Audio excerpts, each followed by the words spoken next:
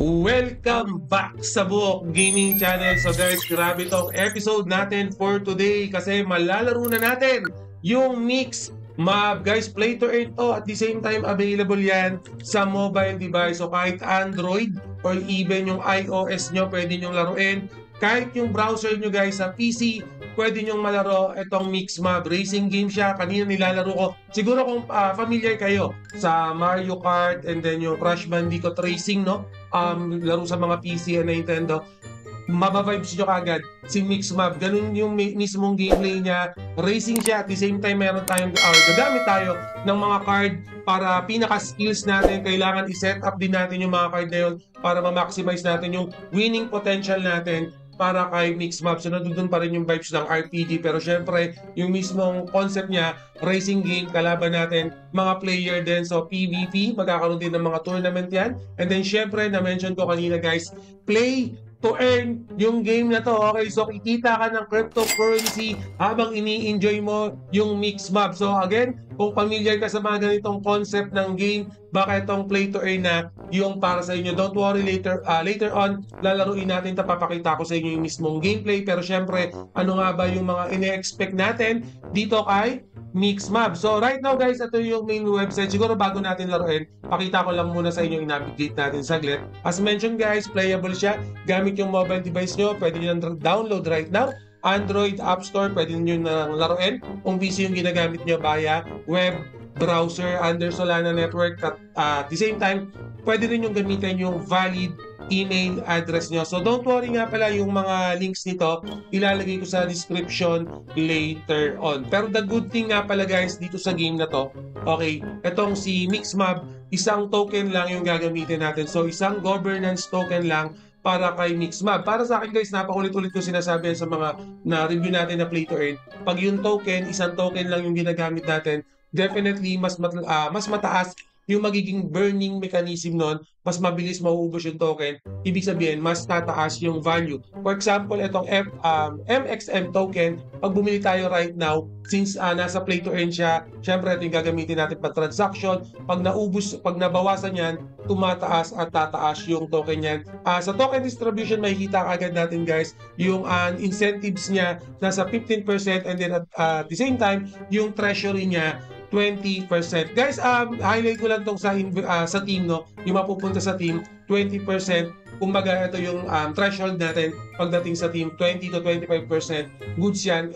Given na big project itong play to earn na to, yung 20% nga for the team actually mababa pa yun, no? So anyway, ayun yung mismong token na gagamitin natin para kay Mix Mob. Yung token na yan guys, marami rin tayong pwedeng gawin. Pag nilaro na natin yung play to earn, pwede tayong bumili ng mga robots natin, pwede tayong bumili ng mga cards natin para magamit natin sa in-game. At the same time, syempre, pag nilalaro nyo na yung game na to, yung mga token na yan, ma-earn nyo by just simply playing the game. At the same time, winning the tournament, may mga daily tasks din tayo na pwede natin kitain yung token na yun. So, basically, maraming ways para ma-earn yung token para kay Mix Mob. Hindi lang talaga, kung hindi ka magaling, okay lang, madami kayo pa rin namang ways magamit or makakuha ng token dito kay Mix Mob. Para sa akin, big advantage yun. Pero yun nga, kailangan i-download mo muna, laruin mo yung Mix Mob para ma-familiar ka sa mismong concept niya. Okay? So, yung mismong game niya guys, marami tayong gagamitin ng mga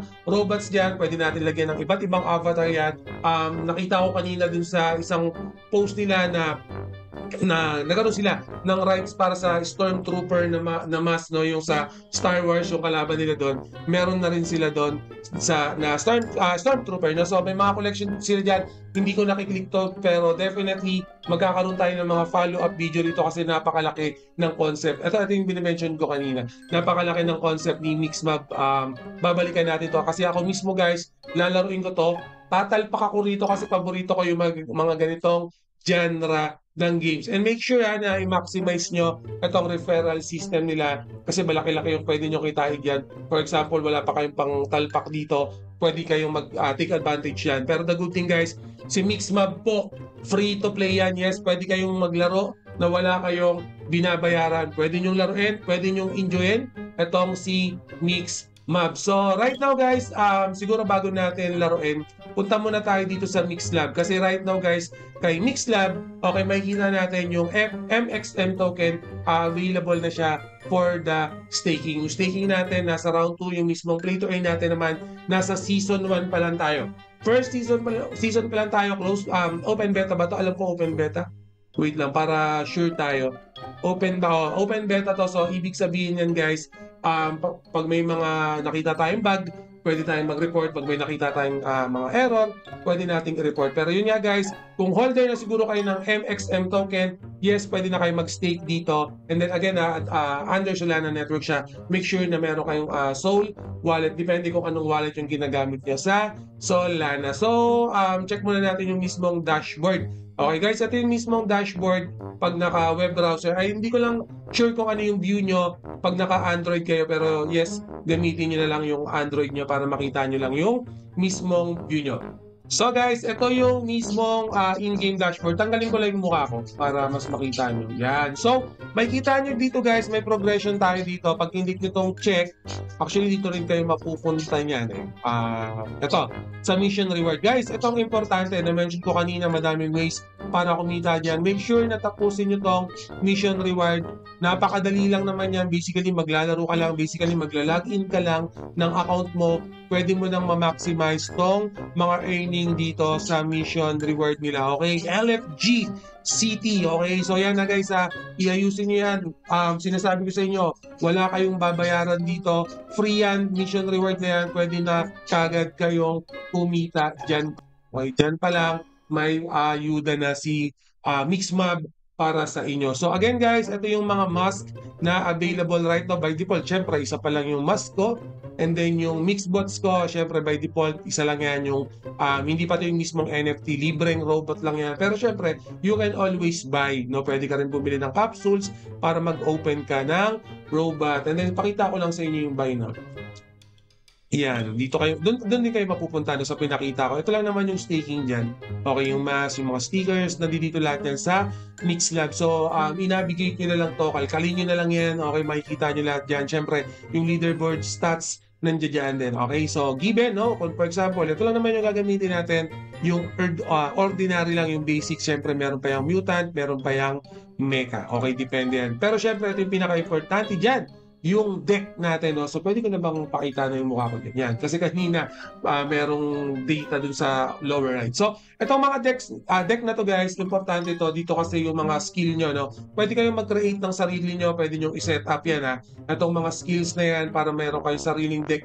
Depende sa approach nyo. Depende sa gagawin yung technique, no? Depende sa gagawin yung strategy para dito sa game na to. Pero, in my end, yung alpha deck, ang ginagamit ko muna, feeling ko newbie friendly yung alpha deck. Okay, nagagamit ko siya ng walang problema, nagagamit ko siya ng feeling ko ito yung playstyle ko kasi depende sa playstyle nyo. Yung alpha deck para sa akin, balance siya. Itong styler, more on offensive. Ito naman tech, actually more on defensive approach siya. So yung alpha, parang mix siya nung both. Pero again, depende sa gameplay nyo. Baka mamaya gusto nyo yung mas mataas yung attack rate, go for styler. And then siguro kung gusto nyo yung defensive approach, pwede nyo piliin si tech. Pero yun, pwede nyo i-check kung ano yung gusto nyo or inabigate nyo kung ano yung mas gusto nyo technique, strategy. Okay, so kung lalaroin na natin, for example, na nagawa na natin ito in a daily basis, yung progression niya, progression niya. Nagkagulo tayo. Okay, pwede nyo click tong play now. Again, hindi ko lang alam kung ano yung itsura pa sa mobile, hindi ko pa kasi nakita. Pero definitely click nyo lang tong play now. And then pwede kayong mag-training muna, pero I suggest mag-arena na kagad kayo. Madami naman kayong makakalaban. And then dito sa arena, meron diyang tutorial. I-play ko lang saglit yung tutorial na para mas makita nyo. Wait lang, alisin ko lang tong mukha ko. And then lagyan natin ito ng sound. Takasan ko lang yung sound siya. And then play natin.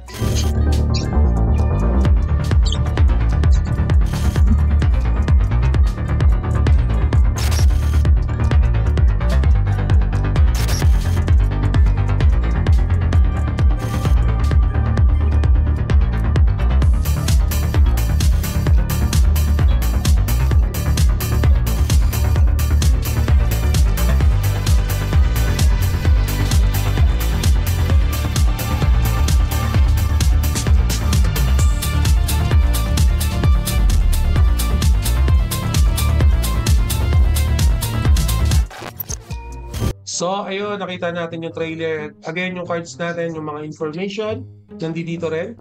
Yan, yung mga card type. Definitely, magkakaroon pa ng update yan. Magkakaroon pa ng additional card yan. Kasi ganyan yung kadalasan no, sa mga RPG. Magkakaroon ng meta yan. Kung tawagin. Again, guys, isa-isa rin nyo to. Pinapasadahan ko lang para sa inyo kasi gusto ko kayo mismo yung magbasa niya para at least na makita nyo yung detail. Wala tayong ma-miss out. Kasi isang token lang yung gagamitin natin dito. So yung token na yan, yun na yung pinaka-governance token natin. Yung capsule naman, naglalabas din yan ng mga mixbot natin. Pero syempre, randomly yung makukuha natin na mixbot for this one function. Yan, depende. Okay? So nandito na rin lahat. Pati yung mga power type, nandito na rin. So almost all information, nandito na lahat. So basahin nyo na lang guys. No? So alis na natin yan. Pwede na tayong maglaro.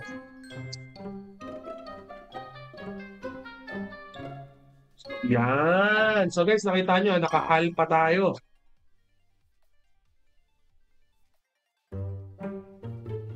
So, yan. So, subukan na natin. Automatic. Yung card natin naglo-load pa, no? So, oops, sinamaan siya.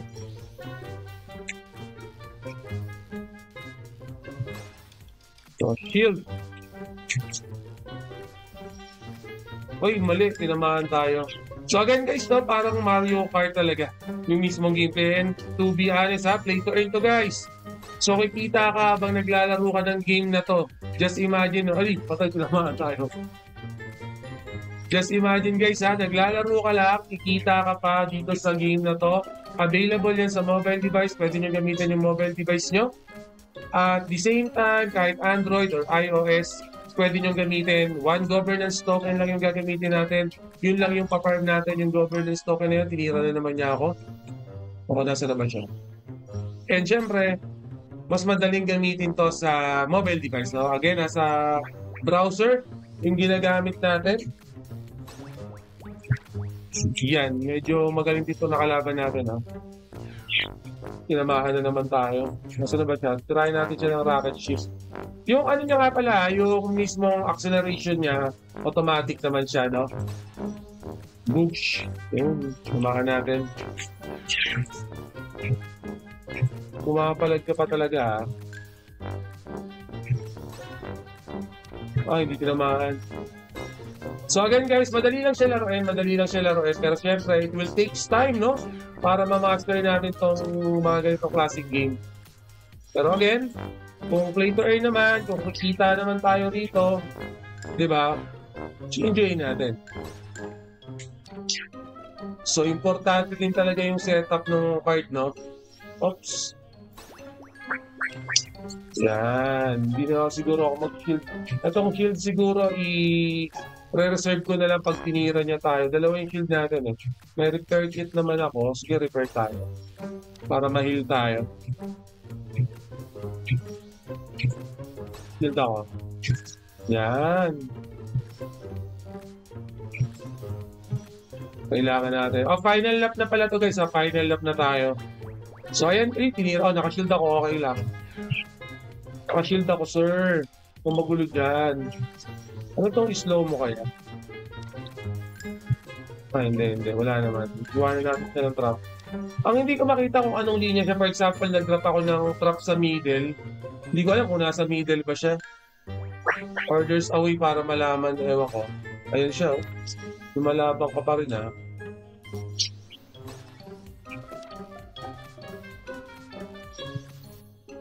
Yeah. Siyempre, panalo tayo. Ganun lang.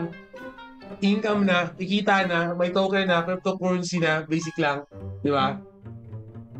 So ayun guys, nakita nyo yung basic gameplay natin para kay Mixmap. Ako mismo, lalaroin ko yung play to earn na to. Again bull run tayo.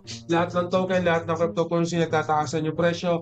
Pwede nyo nang laro ito ngayon, pwede nyo nang i-download yung link niyan. Ilalagay ko sa description, yes. Pwede nyo nang enjoyin niya, pwede na kayong kumita, gawin nyo yung mga tasks na pinakita ko sa inyo kanina. Basic lang yung guys, huwag nyo nang palagpasin yung MXM token. Again guys, nasa bull market tayo. Lahat ng token, lahat ng crypto, nagmamahalan yung presyo, definitely magkakaroon tayo ng another update dito kay Mixmap, no?